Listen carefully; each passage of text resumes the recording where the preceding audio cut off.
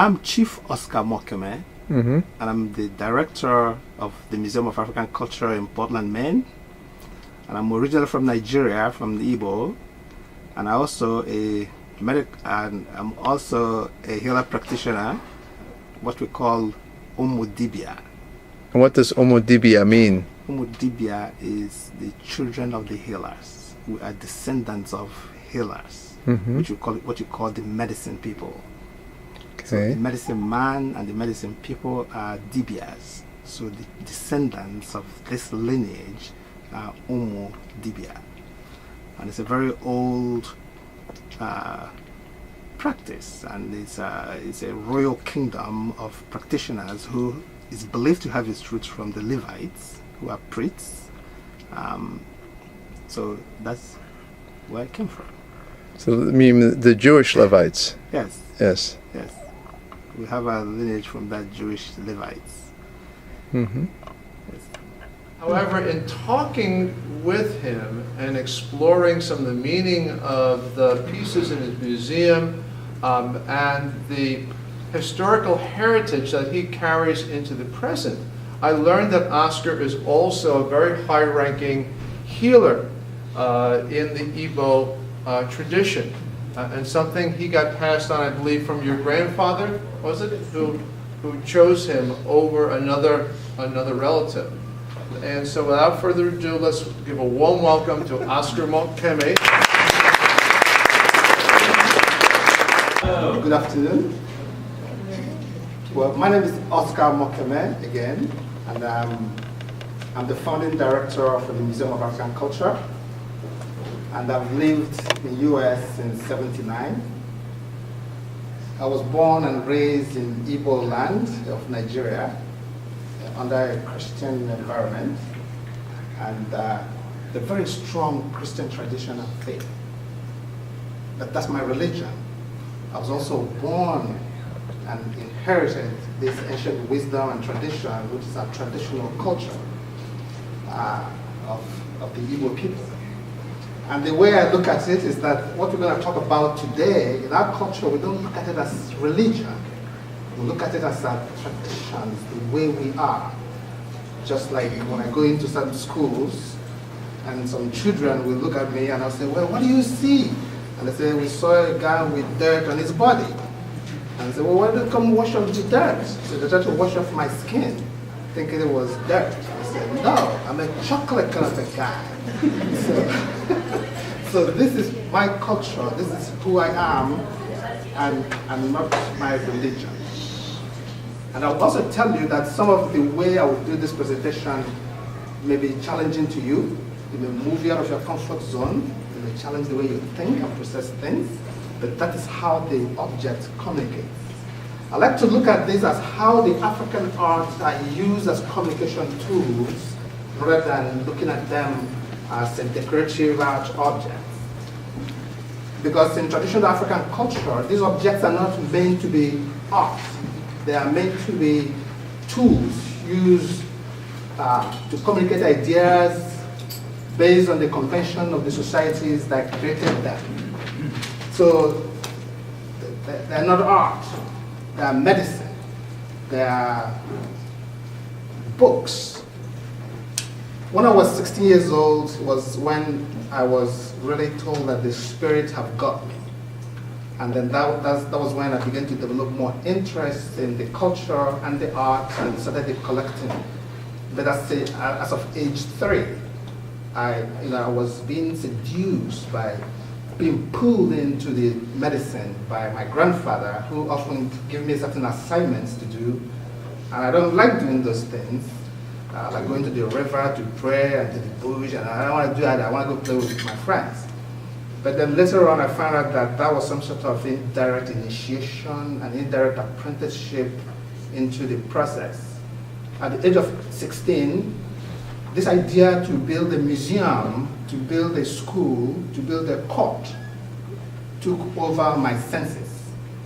And it's a school of thought in the idea that the way the culture, the way the art communicates ideas is a different way. You're going to find medicine, psychology, philosophy, sociology, all embedded in one, and history in the aspect of it. And it's a court in the sense that it's not a place to pass judgment, but it's a place to learn natural law. And it's a library in the sense that as you pick up an art object, it's not each object have layers and pages of wisdom and knowledge and information hidden in them. And it's a psychological way of thinking in the sense that it will challenge the way you look at life, it will pull out certain aspect of what we don't need, that doesn't work for us. So that's the approach I would take. And then again, African culture is an expressive culture. You get to express yourself. You get to participate in it. So that is where the challenge comes when I do this sort of presentation in university campuses, is that it's going to be an interactive process where I'm going to throw questions to you, you're going to explore it, and it's not a challenge, there's no good, right, or wrong answer. But if you're studying anthropology, history, cultural anthropology, cultural psychiatry, this is not a teacher who stands and talks. We participate in the process of feeling those things. If you can feel it, you can understand it. Is that okay? Yes. Okay. All right. So that is the process that we use. When I was invited, we have a lot of collection, and I wanted to bring a whole lot of stuff, but we couldn't travel them in the plane. So I kind of selected few objects that will represent a general, overall view of how sub-Saharan Africa see the world and how the Igbos see the world. And then I will use this subject to kind of jump around culture and societies, and we visit how this thing communicates information through those cultures. And then when you look at this character, what do you see? Anybody? Teeth. Teeth. That is the most important aspect of what you're supposed to see. And then what else? Horns. Say that again? Horns. The horns. The horns are perfect. The horns in all African culture represent strength and courage. That thing that is inside of you that fires you to do something. That courage, that ability to endure delays in success are all embedded in the horns. The teeth, essentially, every object that shows their teeth has come to tell you that that object has the power to enforce moral law. Every mask, object that shows their teeth, the teeth is a symbol of law. And then you say, what is the greatest law of all in the universe of life? If you may experiment that. What could you think is the most important law in the universe of life? Anyone? Love. Love? Love? Did you say love? Is that what I heard? You heard it. What else? Energy. Health. Energy, Health. health, Life. life. In the last 30 years, this is the only school I have been in that got this answer in the first shot. So love is the greatest law of all laws in the whole universe of life. But then the idea is, who are you supposed to love the most besides God and Jesus? Yourself. Yourself? The horns, again, talks about strength, being assertive. And then, who is yourself? I've been looking for this Mr. or Mrs. Yourself, and I've never found this person. When we say being assertive and that strength to express ourselves, and they say yourself, who is Mr. Yourself? That is supposed to be the most important person to love. Who? Who's that? Yourself. I'm looking for this yourself. And I want to know who this Mr. Yourself is. And I call it, what does this letter mean here? You put a dot on top of it. I. I'm supposed to love I, me. Take it home. Yourself is okay, but the thing is too vague. So I'm supposed to love me. And this guy, I love me incredibly. And I don't negotiate for that. And then sometimes people say, "Oh, that's too selfish." Yes, you're supposed to love I. You're supposed to love me. This is how it works. The University of Southern Florida wants to build the greatest anthropology center in the world. Yeah. And they want me to ask you to give us $1 million to start this foundation. Can you help us? Maybe I can look into some resources. Well, what it now? Why not? I don't have the money. She doesn't have it, she said. So you can't give what you don't have. If you don't have love for I, for me, it's impossible to give it.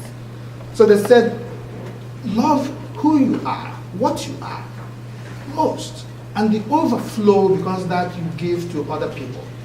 If you have $1 million, you give us to start this center, and if you don't have it, I don't have it.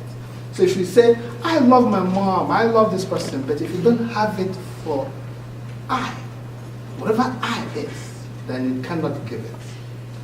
This mask deals with the initiation process. It's the introduction of this book we're going to explore, chapter 1 of the introduction. So the color black deals with mysteries, mysterious things in life we're going to explore. Horns, the idea of strength and courage. This line deals with centeredness. Without being centered, without operating from that source of life, chi in you, you cannot function. The teeth deals with the rule of law, which we believe to be love. The colors, pink deals with change. This is initiation process. Has anybody ever been in initiation process? Ceremony of any kind? Yes, what kind? Sorority. Sorority. Anybody else? Yes, what kind? Rugby. Huh? Rugby Rugby. is a sport. The sports. Anybody else? Yes? Communion. Communion. Religion. Yes? High school graduation. High school graduation is initiation process. Those are part of initiation process. Every day of your life, you are going through initiation process. What is initiation process? Yes? The beginning of something new. Beginning of something new. It's not something the people, the pygmies or the bushmen do in Africa. They dance around the fire. That's not initiation process. Everybody who goes to church, mosque, synagogue, that seeks inspiration, that is an initiation process. When you go to school, you are going through an initiation process because you're learning. When you read a book that inspires you, that's an initiation process. When you watch a documentary movie that tells you issues about life, humanity, struggles, challenges, transformation, these are all initiation process. So you get initiation every day of your life. And that is what this is all about. For the students, remember the first time you were admitted to come to this campus? Can you remember? Do you remember the first day you got a letter that you were admitted? And then you carried your luggage into this university. How did it feel? It feels great? Exhilarating. Exhilarating. Or the first time you went to middle school, you came to the school looking like this. That's the face. You're scared and you're excited at the same time at this opportunity to participate in some sort of a discipline. So that is the beginning of this transformation. That is the beginning of this process of learning that brought you into the school. So we're going to move on. Then you see a different mask. And this particular piece, the color is almost brown or black. It deals with the ideas of ancestors. So the ancestors idea is just what the primitive people talk about. But then the Western people don't have ancestors. Is that right? You are my ancestor. So, what is an ancestor? What is an ancestor? Who is an ancestor? Your family. A family. I need more. Past generations, Past generations? spirits. We don't have a lot of time, so I'm going to jump around. I'll give you an example. A woman who became pregnant and had a baby. What do you call this woman? And had a child or adopted a child. What do you call that woman? A mom? And a dad. No, dad, not yet. We don't do that yet. A dad a man who had a child or adopted a child. You call him a father. What you call a woman who did not have a child or adopted a child? What do you call this person? Yes? Teacher. Teacher? So my question is, a person who do not have a child or adopted a child, can that person earn the title to become an ancestor? Yeah. Yes? If you say yes, show by hand. If you say no, show by hand. A person who Still did not thinking. have a child, did not adopt a child, you said that the person cannot be an ancestor? Do you agree with that? Yeah, well, that woman would have had sisters or brothers, so you're connected that way. You're an aunt or you're an uncle, even if you don't have a child of your own. That's why they're You're still called- a member of the family. Well, from the African perspective, you earn it. A person who went to this university and did not complete 4 years to get a diploma, did not graduate, doesn't have a diploma from this campus. So a person who lived their life in this universe of life and did not have a child or adopt a child, those people who perform rituals at the time of death, these are rituals that transmit a person to earn the title of an ancestor at the time of death. When a baby is born, we take the utube, the umbilical cord, and we bury it in a special place and we plant a tree on top of it. That becomes what we call the tree of life. When a person is 15, 16, you're going through initiation into manhood, we go to that tree, take a part of the tree to carve a mask, and that becomes your initiation mask, the initiation staff, the initiation pendant, medicine stick. This person lived their life, had children, grandchildren, maybe not, and then they passed away. The body is carried and buried under that tree. And this tree will eat the dead body. And then you went to that tree and took a part of this tree to carve a mask. Now you have an ancestor's mask. So every ancestor's mask has to come from that tree where some old man or woman was buried. So that is the idea of the ancestor mask. Do the Africans worship ancestors? This is a very interesting question. Do they worship ancestors? Anybody? Be afraid? Yes? I would say no, that the ancestors are messengers. She says no. What do you think? Do you think the Africans worship ancestors? If you say yes, raise your hand. If you say no, raise your hand. I say there's a reverence for them, but not a worship on that level. Yes. There's a reverence, there's a connection, Yes. but I don't see it as being that high. Correct. That's a a worship. reverence, respect, honoring the ancestor. You worship the creator. Whatever you conceive creator to be, chi, God, whatever you call that, that's what you worship, what the Africans worship. You cannot worship a created, you worship the creator. Your ancestors are created people, Trees are created objects. Masks are made by somebody. So I'm not going to worship my dead dad because he was my dad or my grandfather. The idea of the ancestral spirit mask is to inform us that someday we're going to be an ancestors. And then to warn us that we're going to have children.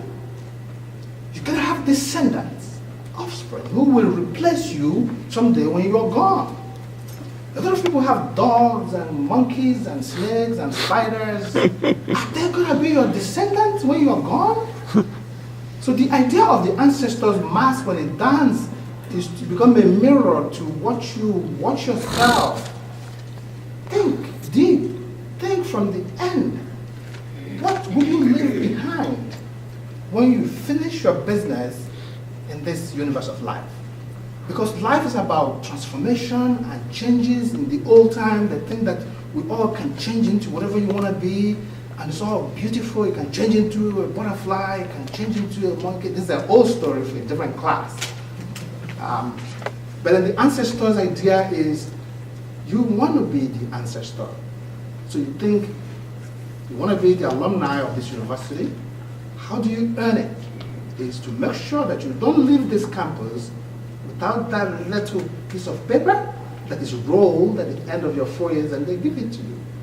You don't have that, you're not an alumni.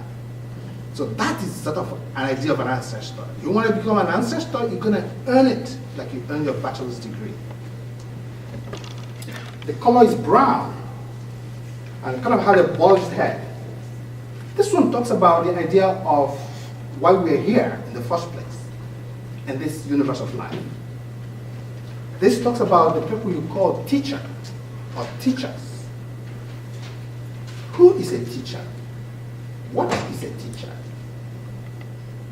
Sir, Yes, sir. what is a teacher? I believe that's someone who teaches. You believe, you're not sure. No, I'm sure. I believe it, so I'm sure. Okay. Where is the person here? He's He's the anybody? spreader of truths. Huh?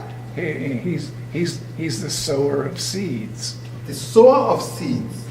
But who is that person? Is the person here? In this hall? He's sharing his knowledge with you. Who is that? Everyone? I don't know who that is. All of us have something to share with one another. So who is the teacher? The people surrounding you? I don't say everybody surrounding me. Who is the teacher? Who is the teacher? Say, I am. Can you say that? I am a teacher. When you leave that responsibility, looking for somebody who's surrounding you, are you not a teacher? Are you afraid to say, I am a teacher? Stop looking. And assume that responsibility. Say, I am a teacher. I want to teach somebody what I understood, my experiences. There's no particular person that is in the supermarket that you have to go and look for them somewhere to. I am a teacher. And by me claiming that I am it's a natural gift. I was born to be a teacher. You are born to be a teacher. You are born to be a teacher. So why are you looking for somebody else? Because when you're looking, you've lost it. And you'll never find it.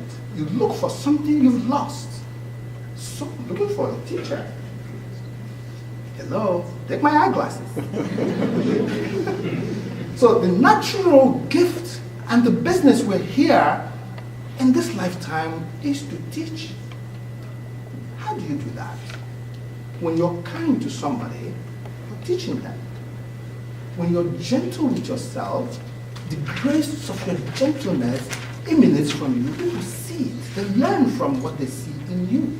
The way you carry yourself, the way you make your bed when you wake up, or not make your bed, teaches somebody next to you that you do that. The way you welcome people into your circle teaches them about that community. And it's all about that beautiful experiences. You don't need to read in a book. It's in you. And it's a natural way to be. And that is why we are all the teachers. So when this Max dances, he moves in a way that we have to mirror what he's doing, and we find that qualities in ourselves. And this one is the most interesting medicine of all. When you look at this character, what is he doing?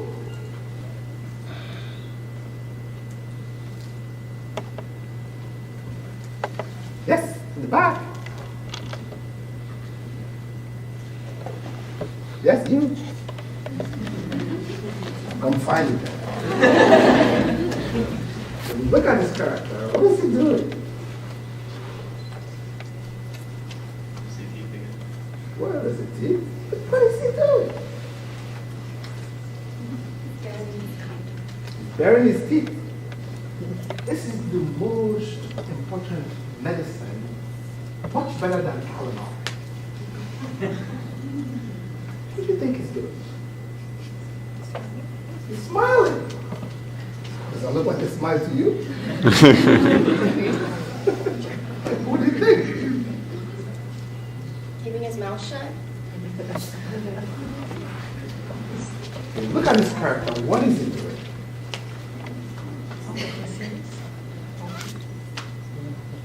Can you see? He's smiling and laughing. He helps you to make joke of yourself.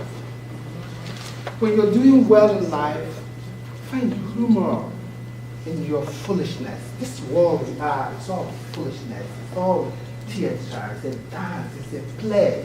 We take ourselves too seriously. Loosen up. Take it easy. Have fun. When something is happening in your life and you're some people can't even smile or laugh. And then it gets stuck in your kidneys and liver. When you can laugh about situations, take things easy, smile to people. It doesn't cost money. Police will not arrest you. It's free of charge. The sun does it every day. And it's the greatest medicine. And then when you look at it, you see that it's green.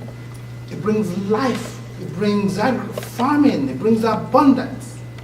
It brings wholeness. So this is Ojimba. Ojimba talks about laughing, smiling, being free, liberating yourself from the bondage of stinginess, grumpy. Stop grumpy and be free. Laugh, smile. Your whole health will improve. It reduces blood pressure. It chases away cancer. Ulcer has no business when you're free of tension and tense in your body. Improve your immune system. And then we see a different character, also brown. But this one has, like, how many faces? Three. And this is where the whole system comes together. They told us that inside us are three spirits. When you connect to these three spirits, you manifest 7 spirits of God, whatever those are. Have you ever heard that? Okay. In the people who go to church, there are 3 spirits of God. Do you remember that? What are they? Father, Son, and Holy Spirit. And this Father, Son, and Holy Spirit are all separate spirits. Is that right?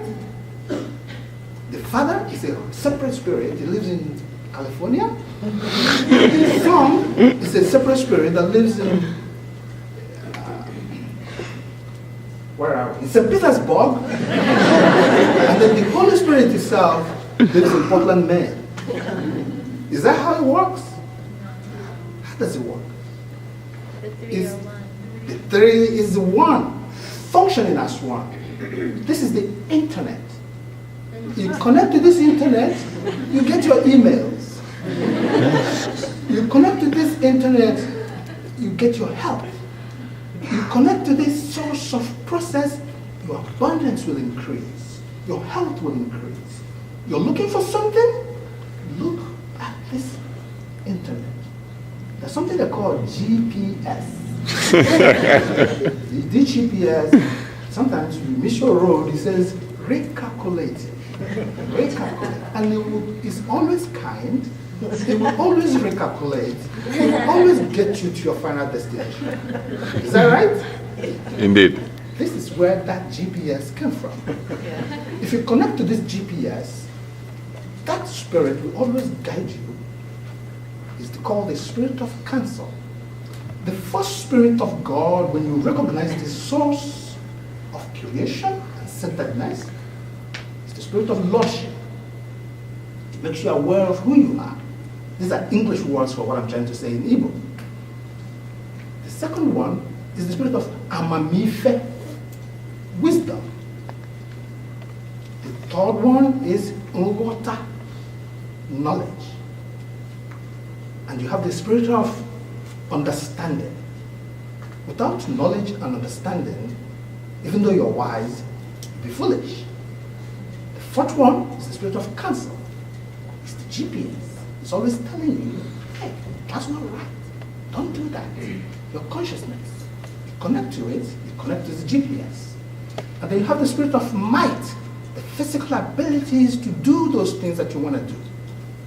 And then you have respect, reverence, that helps you honor yourself when you come to the place, you understand your seeds, why you're there, and then you hope for your harvest. You think from the end, from the harvest. When you're in this university and your eyes are not in getting your degree, you are in the wrong place. If you're a professor and you're here and you're teaching and your eyes is not getting your paycheck and your reward for the seeds you're sowing, start a non-profit. You don't belong here. Because you want to see your kids grow.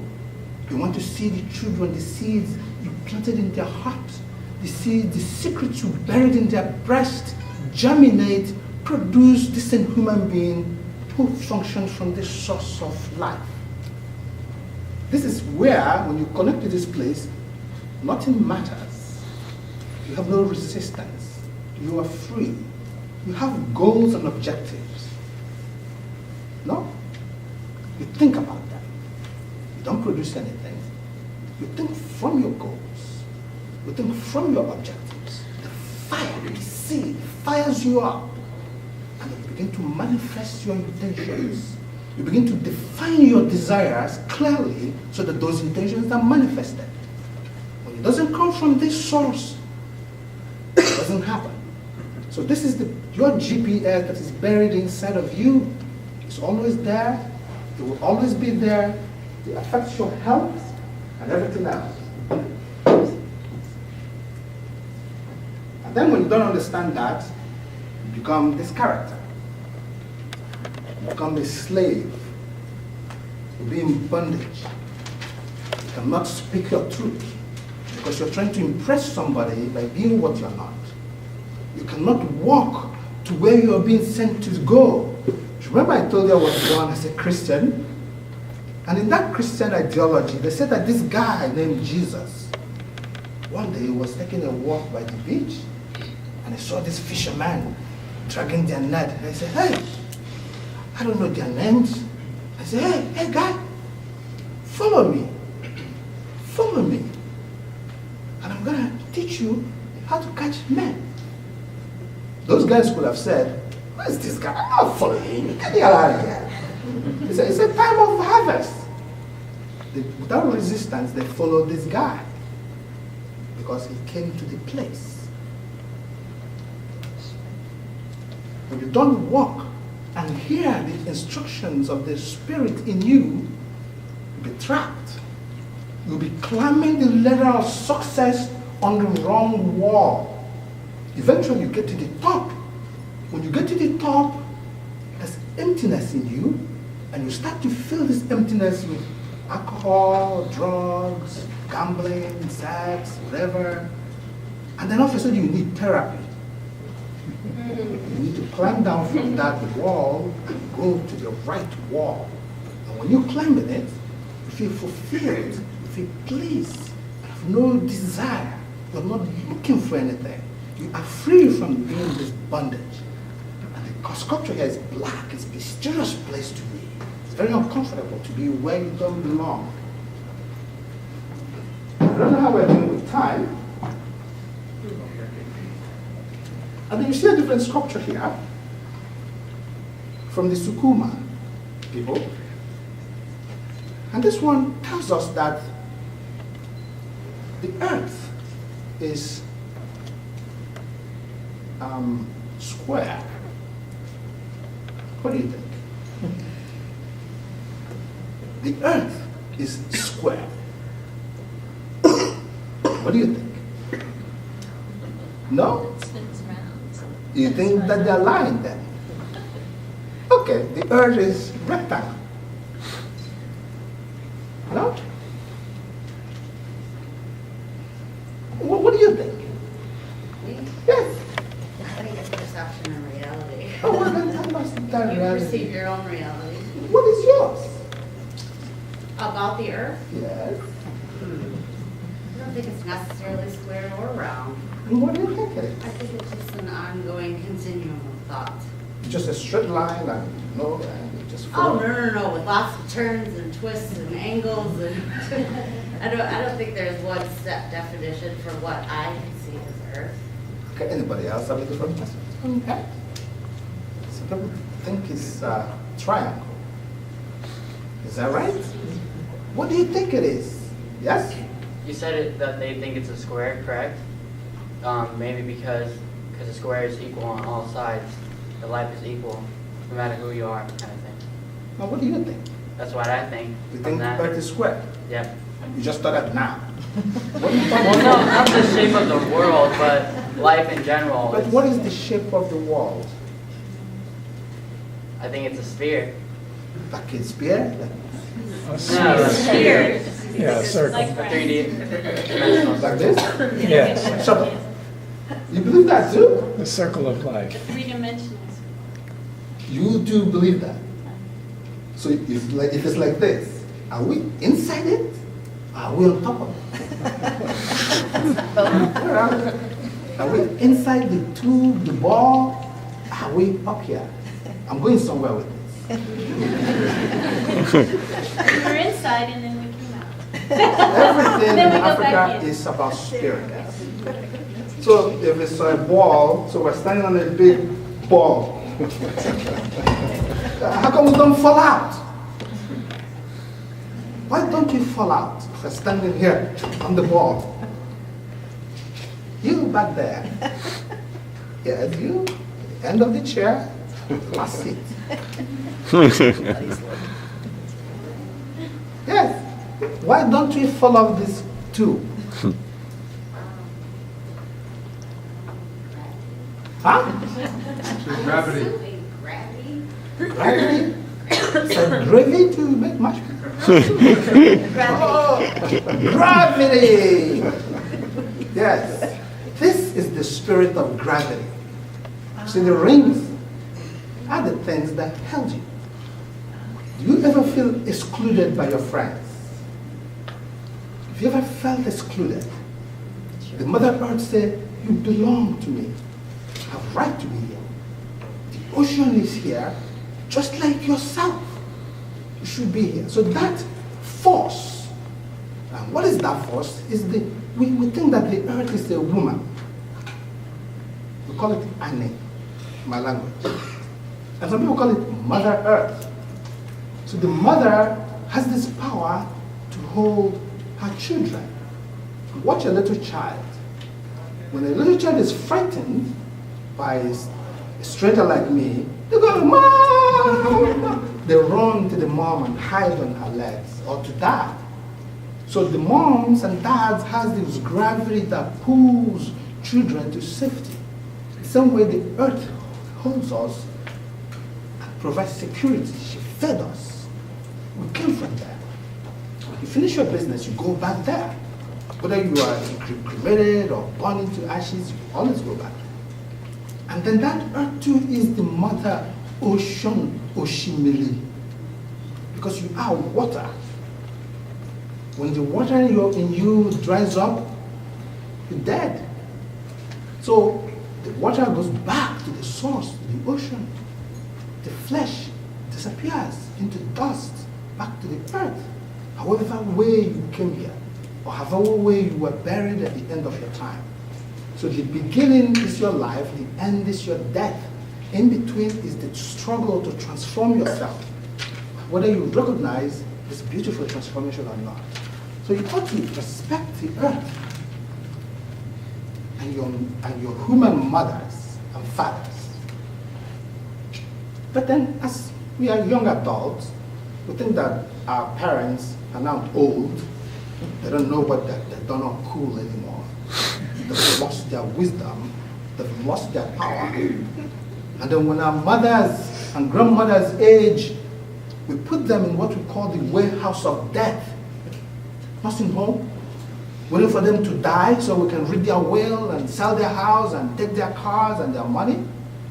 And we don't remember. Remembering is something we've forgotten. Remembering also comes from here. When you remember, two types of remembering. One is the memory, one is alignment, realigning your body and your mind to function as one. You forget to do that, you have pain, you have aches, you're unbalanced, you're walking around, you feel like you don't have a soul, you have no consciousness. You can do things without feeling regret. You can do anything you want without anything paining you to say, hey, what you're doing is wrong. We've lost that with most of our moms. And then we claim that we want to preserve the earth by burning papers and plastics and we call it recycling. What is the most important thing to recycle in order to preserve the earth? If you get it right, you take this home. Knowledge. Knowledge? No. Two more trial, then I'll keep my thing. I. Huh? I. No. Myself. Love. Yes. Love. Well, the number 3 is gone, so that belongs to me again. Your attitude. When you recycle your attitude, you stop wanting, you stop looking. Disease from material desires. You begin to love yourself. You begin to love others. You begin to appreciate beauty in everything around you. You have no right or wrong. You function in unity. Here's a little experiment. When you're off the track, reconnect back. Remember. Remember. How do you do it? If you want to drive to Tampa, Florida, there's something you're going to check first in your car, whether you have enough gas, right? If there's not enough gas, you don't go. You get to the gas station first. But you wake up every morning and you just do things, you pack up and you just go, how do you check if your energy is remembered, it's realigned, the body, mind, and spirit, all in one and functioning as one as they should? Have you ever tried that? Prayer won't give you anything. Pray, pray, pray. God don't hear your prayers because that goes with words. Words you can read in the newspaper or in another book somebody wrote. What is your prayer? How do you reconnect? How do you realign your mind, your body, and your soul to be one? Kings do it before they make decisions. Judges do it. Elders do it. Try this. See that? Try it. And you see the difference. It's easy. And sometimes they say you have to pray like this. You see, you can't even do it with your eyes closed. But here's the secret. See this pinky finger? You switch it back and forth. And then tell me what you feel. Does it feel the same when you do that? Sincerely, what does it feel like? If it feels good, you're in the right track. If it feels funny, then you're not balanced, you're not in alignment with yourself. You need to continue to do it until your brain begin to connect your mind and your brain and your heart begin to connect with one another. It becomes normal. If you do that, when you find yourself daydreaming, shifting to a different place, unless you want to shape shift, even if you want to shape shift, you come from the center. And as you begin to let go of things, your body will begin to shift and shake. And that shaking and movement transform into something else. This is the greatest way to realign your mind and your body to become the same. And that is the story of remembering. Lastly, let's talk about these characters called Ikenga. Ikengas, the word Ike, I-K-E, means strength. The word Nga, N-G-A in Igbo, means place. So if you translate that in English, it sounds like the place of strength. And I call it the ancient faith theory. Well, because they think if you believe in your Ikenga, you have faith. Faith is something that you already have or acquired without that not being physically in your possession. Like harvest. If you plant a rose bush, in your mind you've already seen beautiful roses in the summertime. That is your harvest. And you have faith that those roses must come. Your key also generates some sort of faith. Your key. When you take your key, you know that that key will always open your door. Every time you go to your car, you trust and believe without a shadow of doubt that that key will turn your engine on. Is that true?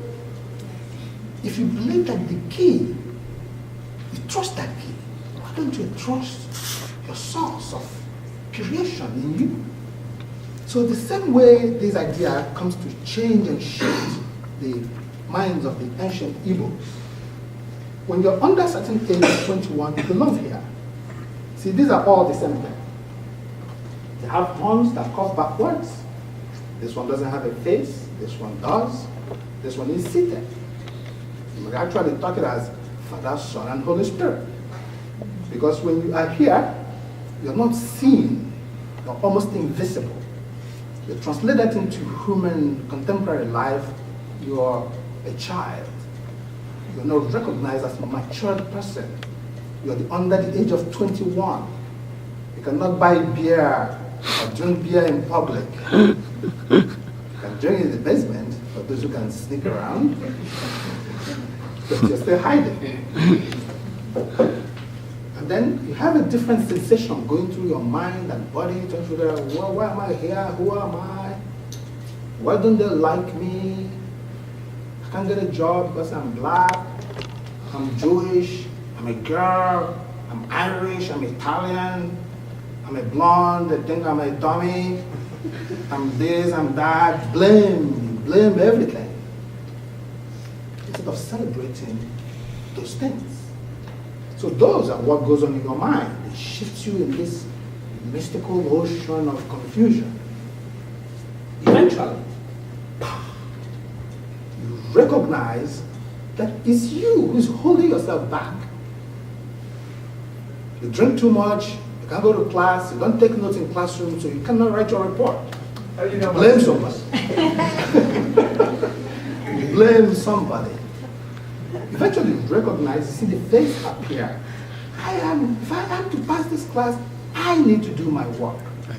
Then you have strength, you have courage, you have wisdom.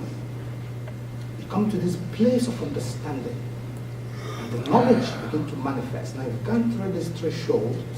If you continue to dwell here, you'll be in a blame victim mentality and blame other people. And that's when you recognize who you are. And that's when you're 21 and above. that's when the community recognizes you as an adult. You have a different initiation process. At older age, you're expected to be seated. You graduate from this school, you have a trophy, a degree. Then you will be seated, you get a good job, you start a family, you start having children, you start making contributions back to the society. You start paying alumni dues, you belong to clubs. So that is where the ultimate place people want to go. So you may call this Father, Son, and the Spirit, when you're invisible. So that is how the Igbos assess our human development. First, you start with the presence of unknown. You recognize that to be successful is to recognize your opportunities. And then you manifest those opportunities, you get to a place of stability. And that is where we're going to stop for now, and we can take questions afterwards. And I have a guest who came with me. I want to go and bring this guest to come and say hello, if you guys want to see him. Is that okay? Yeah. Yes. All right, give me a few minutes, and I'll go find him.